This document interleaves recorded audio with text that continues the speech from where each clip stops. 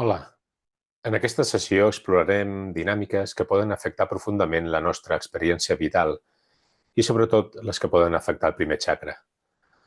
Són àrees d'experiència, vivències, que poden deixar una empremta en nosaltres. Poden ser experiències com ara el trauma de naixement, l'abandonament o la negligència emocional, entre d'altres. Veurem al llarg d'aquest vídeo com poden afectar el nostre desenvolupament i com poden afectar el primer xacra. Comencem per la primera, el trauma de naixement, que és la primera experiència de supervivència. El naixement és un moment crucial en la nostra vida. Durant molts anys, les pràctiques mèdiques van separar els nadons de les seves mares just després del part, una situació que és profundament traumàtica per al nadó. Encara que un nounat no pugui entendre racionalment el que passa, el seu sistema nerviós percep aquesta separació com una amenaça. Hem de pensar que durant milions d'anys el naixement va ser un procés orgànic. El nadó passava del ventre de la mare al contacte directe amb ella, en un entorn de foscor i silenci. Amb la interrupció de la tecnologia, aquesta experiència natural es va transformar i el nadó ara moltes vegades és extret sota llums brillants i manipulat de seguida i separat de la seva mare. Aquesta experiència crea una agressió al sistema nerviós, fent que molts nadons desenvolupin una desconnexió amb el seu cos i amb la terra, afectant d'aquesta manera el seu primer xacra. Els nadons que han de passar per una incubadora també pateixen aquest trauma de manera encara més accentuada. Privats del contacte amb la mare i de l'alletament, veuen rostres darrere d'un vidre sense sentir-ne el contacte.